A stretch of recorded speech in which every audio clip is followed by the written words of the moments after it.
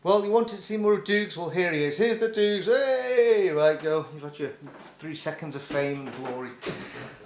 Just a quick video. A quick video to follow on from the Jamie's a man, Rebecca's a woman. The Rebekah Vardy, Jehovah's Witnesses and Me documentary. As I was watching it, I was actually thinking about things. I missed, there's certain things I missed out on it, or I forgot about it the next day when I did my video. And I got reminded this morning from Peter, who'd actually told me to watch it to remind me to watch it in the first place.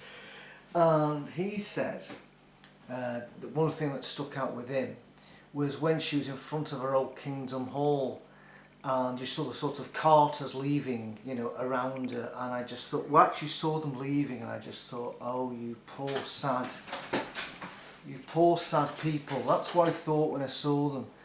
I thought, oh my God, off you're going now to allegedly be involved in the preaching work, which actually requires you not to speak. And it was just literally at that point, if I'd had a camera crew, I'd loved to stop these people and say, just actually put them on and just say, why is it now that, you used to be famous as for going door chapping and speaking to people, why is it now that when you're on the streets you just stand next to these cars and don't speak to them and wait for people to approach you if you think that the end is imminent and that you're involved in this life-saving work?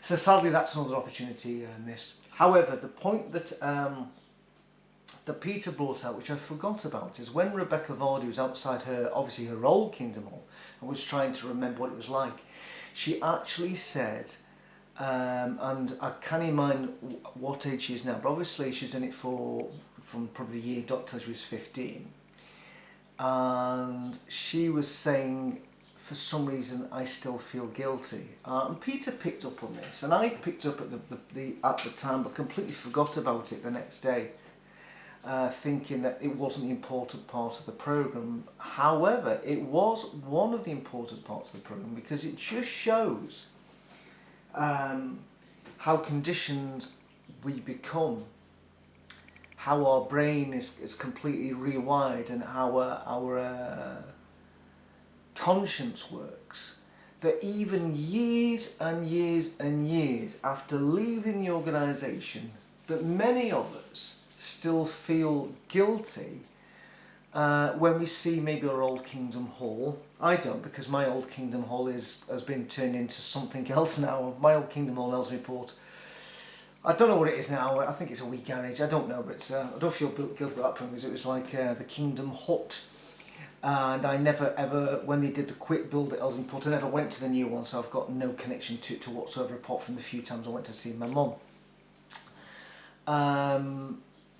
But it was interesting. She said, I somehow feel guilty here, and it is odd.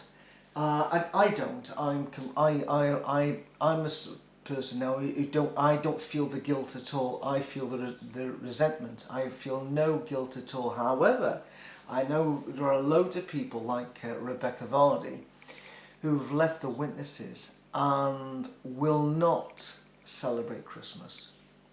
If I didn't bother with what we do at Christmas, I know my wife wouldn't do Christmas, because she still feels, I think, guilty that we do celebrate Christmas, even though she doesn't go, and she hasn't gone to the meetings around about the same time I stopped going, or just shortly afterwards, which is 23 years now, I think it is.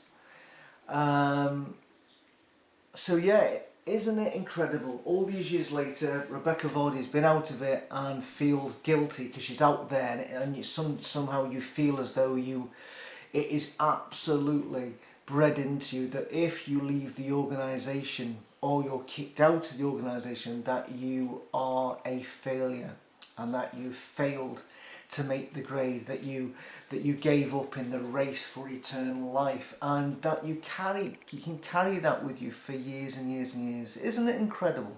And many of us still do that. Many of us still think that somehow we've let Jehovah down, or our family was still in the witnesses down, and that we weren't good enough, and we are, you know, that ultimately we'll never succeed in life. And even if we do get successful in other things, we'll still ultimately feel that, but I'm not doing it Jehovah's way, and I couldn't, you know, continue the fine fight of the faith, and you know, you continue on the road to everlasting life. It's just stunning how that absolutely gets into it, and it just shows how cultish it all is. That, you know, that people years and years later still are feeling guilty for leaving the witnesses or getting pushed out with the witnesses. It's unbelievable. However, like I said, I don't feel that guilt at all. I feel they weren't good enough for me, not the other way around. And I think that's the best way to view this, to just realise that, you know what, that organisation never deserved you. And if you still believe in that God didn't deserve your worship either. But that's the best way. That's how I've handled it anyway. And as I've probably explained to you before, when I do Christmas, I literally go overboard to try and make up for the 28 years that we couldn't celebrate it. That's bizarre. Anyway, I just thought I'd leave that. I just thought I'd bring that point up with you, because sadly I missed out on it. I've got to mention that the other day. But I think, as Peter said, it's the point that really struck home with him. And yet it is. It's amazing. It's amazing. Anyway, I've got things to do and gardens to cut.